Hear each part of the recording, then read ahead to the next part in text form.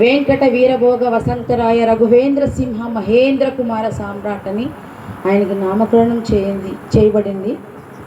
ఎందుకంటే ఆయన ప్రఖ్యాత బ్రాహ్మణ కుటుంబం నుంచి బ్రాహ్మణ నియోగుల కుటుంబం నుంచి రావడం జరిగింది.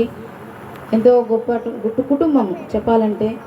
వారి తాతగారు బందా విసన్న గారు, వారి నాన్నగారు బందా కరుణాకరన్ గారు, ఆయన డాక్టరు. వాళ్ళ అమ్మగారు పీఠాపురం రాజా గారి చెల్లెలు రాజరాజేశ్వరి గారు. గొప్ప కుటుంబము, ఎంతో గొప్ప ఆస్తిపాస్తులు ఉన్నప్పటికీ ఆయన అన్నింటినీ విడిచిపెట్టుకొని దేవుని కొరకే త్యాగముగా వచ్చారు. ఆయన గురించి చెప్పాలంటే కొన్ని మాటలు ఏంటంటే, వెస్ట్ గోదావరి డిస్టిక్ రాజమహేంద్ర రామచంద్రపేట ఏలూరు పట్టణం నుంచి ఆయన వచ్చారు. ముందుగా చెప్పాలంటే 74-75 ప్రాంతంలో భద్రాచలంకి వచ్చారు.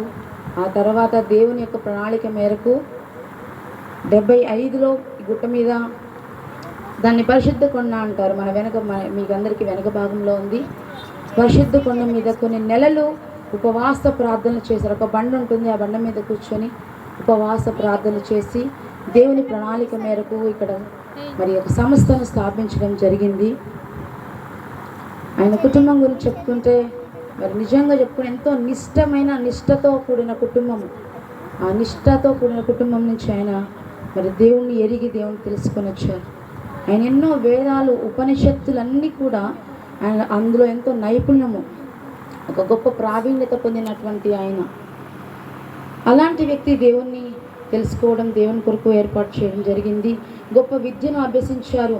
నార్మల్గా ఏదో చిన్న చదువులు చదువుకొని రాలేదు ఆయన. ఆయన ఎంబీబీఎస్ చదివారు, అగ్రికల్చర్ చదివారు. గొప్ప చదువులు చదివి అగ్రికల్చర్ ఆఫీసర్గా చేశారు. ఇవన్నీ చేసి కూడా అవన్నిటిని విడిచిపెట్టి దేవుని కొరకు వచ్చారు. ఎలా వచ్చారు అని చెప్పుకుంటే, యోహాను సువార్త 15వ అధ్యాయంలో ఆయన అగ్రికల్చర్ ఆఫీసర్గా చేస్తూ ఉన్నప్పుడు, ఆ యొక్క ద్రాక్ష తోటను పరిశీలిస్తూ ఉన్నప్పుడు గాలిలో ఒక పేపరు వచ్చింది. ఆ పేపర్ మీద ఒకటి ఏమనుందంటే, నేను నిజమైన ద్రాక్షావళిని, నా తండ్రి మంచి వ్యవసాయకుడు అనే మాటను ఆయన చూశారు. ఆ మాట కలిగినటువంటి ఆ పేపర్ని చూసి దాన్ని పరిశీలించి, ఏంటి ఈ మాట, ఎక్కడి నుంచి వచ్చింది ఈ మాట, ఈ మాటకు అర్థం ఏంటి అని పరిశీలన చేయడం మొదలుపెట్టి ఆ సత్యాన్ని వెతకడంలో నిమగ్నమైపోయి మద్రాసుకి వెళ్ళి ఆ మద్రాసు లైబ్రరీలో అనేకమైన గ్రంథాలు, అనేకమైన పుస్తకాలు 3 నెలల పాటు ఎక్కడికి కదలకుండా ఆ యొక్క గ్రంథాలయం పుస్తకాలన్నీ చదివేశారు. చదివిన తర్వాత మెల్లమెల్లగా సత్యాన్ని వెతకడంలో ముందుకు వెళ్ళి సత్యాన్ని తెలుసుకొని ఆయన రాజమండ్రి అనే ప్రాంతానికి వెళ్ళారు. రాజమండ్రి ప్రాంతానికి వెళ్ళిన తర్వాత ఆయన మాసిలామణి గారిని కలవడం జరిగింది. కేఆర్ డేవిడ్ గారి ద్వారా బ్యాప్టిజం తీసుకున్నారు. ఏవి మాసిలామణి గారితో ఆ యొక్క పరిచర్యలో వాడబడుతూ భక్సింగ్ గారితోటి, ఆర్కే మూర్తి గారితో అందరితో కలిసి పరిచర్యలో వాడబడి సువార్త పరిచర్యలో దేవుని నామాన్ని మాత్రమే ప్రకటించాలి అనే ఒక ఉద్దేశంతో ఆయన ముందుకు రావడం జరిగింది. సేవలో ఆయన ఎన్నో కష్టాలు పడ్డారు. నిజంగా చెప్పాలంటే ఆయన చిన్ననాటి నుండి కూడా ఆయన దేనిని ఆరాధించలేదు, దేనిని పూజించలేదు అని ఆయన చెప్పడంలో నేను విన్నాను. అలాగే ఆయన యొక్క సేవ ఎంతో త్యాగపూరితమైనది. ఎన్నో కష్టాలు పడ్డారు.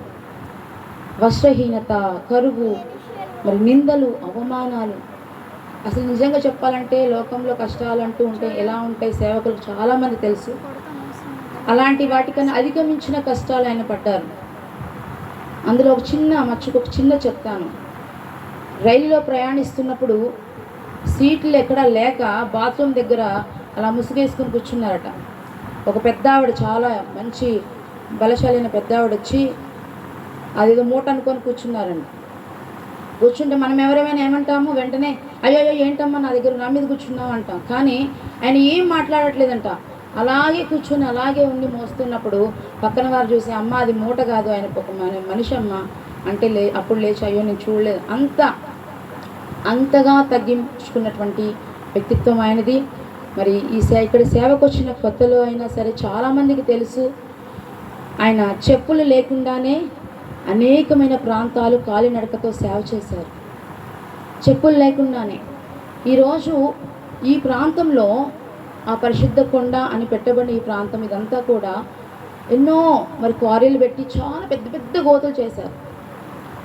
ఆయనకున్నటువంటి మరి పరపతిని ఉపయోగించుకొని, అంటే పరపతి అనకూడదు, ఆయన సేవలో వాడబడిన విషయంలో అనేక మంది అధికారులతో మాట్లాడి దాన్నంతటిని బాగు చేయించారంటే, ఆయన కాలినడకతో ఎండలో కాళ్ళు బొబ్బలెక్కిపోయినా కూడా అక్కడికి వెళ్ళి తీసుకొచ్చి అన్ని కార్యక్రమాలు చేయించారు. ఇక్కడ మొట్టమొదటిగా కరెంట్ రావడానికి కారణం ఆయనే, టెలిఫోన్ రావడానికి కారణం ఆయనే, పంపు రావడానికి కారణం ఆయనే ఈ ప్రాంతానికి. అలా ఒక్కటని కాదు, చాలా విషయాలు ఉన్నాయి. ఎంతోమందికి అనారోగ్యంతో వస్తే మందులు రాసిచ్చి సేవ ఆ యొక్క పరిచయం చేసేవారు. ఇక్కడికి వచ్చి కొన్ని 15 రోజులు, నెల రోజులు, 2 నెలలు కూడా ఉండి వాళ్ళందరూ ఆశ్రయం పొంది ఆదరణ పొంది వెళ్ళేటువంటి వారు. ఇలా ఎన్నో ఎన్నో ఎన్నో ఎన్నో సేవలో కాలినడకతో ఎంతోమందికి సువార్తను ప్రకటించారు. ఈ చుట్టుపక్కల ప్రాంతాల్లో ఎక్కడ అప్పుడు సేవ ఇంకా మొదలు పెట్టలేదు పూర్తిగా చెప్పాలంటే. ఆయన వచ్చిన తర్వాతే ఇక్కడ మరి మందిరం, ఇది పాత మందిరం, దీని పడిపోయింది. ఈ మందిరాన్ని కన్స్ట్రక్ట్ చేశారు. ఆ తర్వాత మరి అలా సేవలో కొనసాగుతూ వచ్చారు. ఎటువంటి ఫండ్స్ ఈ సంస్థకి లేవు, ఎక్కడి నుంచి స్పాన్సర్స్ లేరు. ఆయన సేవా పరిచర్యలో అనేక మందికి సువార్త ప్రకటిస్తూ వెళ్తూ వస్తూనే ఆయన అనేక మందికి తీసుకొచ్చిన కానుకలతో ఆయన తినడం మానేసి కుటుంబాన్ని కానీ మరి ఇక్కడ ఎవరిని ఆయన వారినే భాగ్యంగా ఎంచుకోలేదు, దేవుని సేవని భాగ్యంగా ఎంచుకున్నారు. అలా సేవ చేయడం జరిగింది. కానీ ఆయన చెప్పాలంటే సేవలో క్రైస్తవేతరుల నుంచి కూడా ఎన్నో వ్యతిరేకతల్ని మరి ఆయన అనుభవించడం జరిగింది. అది చాలా దుఃఖకరమైన విషయం. నిజంగా కాలినడకన నడిచి ఎన్నో చోట్ల ఆయన సువార్త ప్రకటించడం అనేది ఎప్పుడంటే చాలా షుగర్ వచ్చిన తర్వాత కూడా చెప్తే వినేవారు కాదు. అలాగే చెప్పులు లేకుండా నడిచి సేవ చేశారు.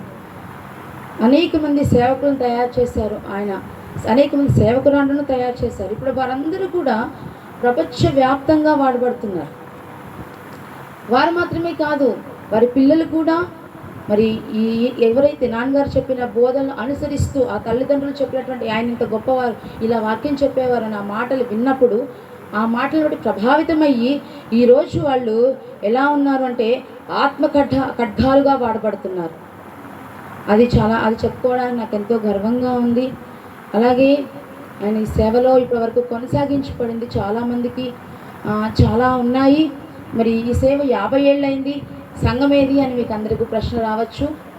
ఇక్కడ కూర్చున్న వారిలో చాలామందికి తెలుసు ఆయన సేవ ఏంటో. మరి ఈ తరం సేవకులకు తెలియకపోవచ్చు, కానీ మరి పాత తరం సేవకులు చాలామంది ఉన్నారు, వాళ్ళందరికీ తెలుసు. కాబట్టి తెలిసిన వారు మీ అందరూ వారికి చెప్పండి. అపోహలు తొలగిపోవాలన్న ఆశ. మరి ఈ యొక్క సంస్థ విషయంలో ఆయన నాకు ఎన్నో విషయాలు చెప్పారు. ఆయన మరణం గురించి ముందుగానే చెప్పారు. ఒకరోజు నెహెమ్యా డేవిడ్ గారు వచ్చారు. మాట్లాడుతున్నప్పుడు, బాబు నెహెమ్యా, నాకు 8వ తారీఖు చివరి సంఖ్యగా కనపడుతోంది, నువ్వెక్కడికి వెళ్ళకు, ఇక్కడే ఉండి నా కార్యక్రమం పూర్తి చేయాలి అని చెప్పి మాట తీసుకున్నారు. అట్టి రీతిగానే అనారోగ్యం పాలైనప్పటికీ ఆయన తేరుకొని ఆయన మరణానికి సిద్ధపడి, ఆయనకు తెలిసే సిద్ధపడే ఆయన ముందుగానే ప్రిపేర్ అయిపోయారు. ఇది ఇలా చేయండి, ఇది ఇలా చేయండి, ఇలా వస్తారు, ఇలా మాట్లాడండి, ఇక్కడ ఇలా ఉంటుంది, ఇలా చేయండి అని అనేక విషయాల గురించి చెప్పి ఆయన మరణానికి సిద్ధపడి ఎంతో కష్టపడ్డారు, ఎన్నో బాధపడ్డారు. ఆయన చివరి ఆ యొక్క మరణ పడక మీద ఉండి కూడా నా యొక్క శేషగిరి ప్రజలారా, నా ప్రియమైన సేవకులారా, మణుగూరు పట్టణ సేవకులారా అని రాయడం మొదలుపెట్టారు. వాస్తవానికి ఆయన రాయడానికి కూడా చేయి సహకరించట్లేదు. ఆయన నేను ఏదో చెప్పాలి, దానికి ముందుగా నన్ను అడిగారు, సేవకులతో నేను ప్రత్యేకంగా మాట్లాడాలమ్మా, ఒక సేవకుల సదస్సును నేను పెట్టాలని ఆశపడుతున్నాను, సహకరించమని. కానీ ఆయనకు బాగాలేకపోవడం కారణం చేత నేను దాన్ని అరేంజ్ చేయలేకపోయినా ఈరోజు ఎంతో చింతిస్తున్నాను. ఆయన ఉండుంటే ఇలాంటి సభకు ఎంతో సంతోషించేవారు. సేవకులంటే చాలా ఇష్టం, సేవ అంటే చాలా ఇష్టం, విశ్వాసులు అంటే చాలా ఇష్టం. దేవుని నామాన్ని బట్టి ఆయన ఎంతో సేవ చేయాలని ఎన్నో ఆశలు కలిగి ఆయన వచ్చారు, ఎన్నో కోరికలతో. ఆయన సంఘాలు స్థాపించాలనుకోలేదు, కానీ అందరూ ఒకే సంఘంగా ఉండాలని ఆశపడ్డారు. అందుకే ఈ సంస్థని అప్పే కరుణాశ్రమంగానే ఉంచారు. అదందరూ తెలుసుకోవాలని కోరుకుంటూ ఉన్నాను. మరి ఇక్కడ ఇంకా గొప్ప సేవ జరగాలనేది మా ఆశ. ఆయన లేని యొక్క లోటును మరి ఈరోజు సేవకుల ద్వారా జరుగుతుంది. సేవకులందరూ కలిసి ఎంతగానో మాకు సహకరించారు. నేను ఎప్పటి నుంచో ఆశపడ్డాను. మరి ఏప్రిల్ 4 ఇది మరి మరి 50 ఏళ్ళు పూర్తయింది, కానీ ఇప్పుడు చేయడానికి దేవుడు అనుగ్రహించారు. అయ్యగారిని అడిగినప్పుడు అయ్యగారు మరి స్వామి అయ్యగారిని పిలిపించడం జరిగింది. అందుని బట్టి దేవునికి వందనాలు, దేవునికి స్తోత్రాలు. మా అందరి కోసం ప్రార్థించండి, కరుణాశ్రమం గురించి ప్రార్థించండి. సేవ విస్తరించబడలాగున దేవుడు మాతో మాట్లాడి దేవుడి కార్యాలు మళ్ళీ జరుగులాగున ప్రార్థించమని కూడి వచ్చిన మీ అందరికీ నా ప్రత్యేకమైన వందనాలు తెలియచేస్తూ ముగిస్తున్నాను.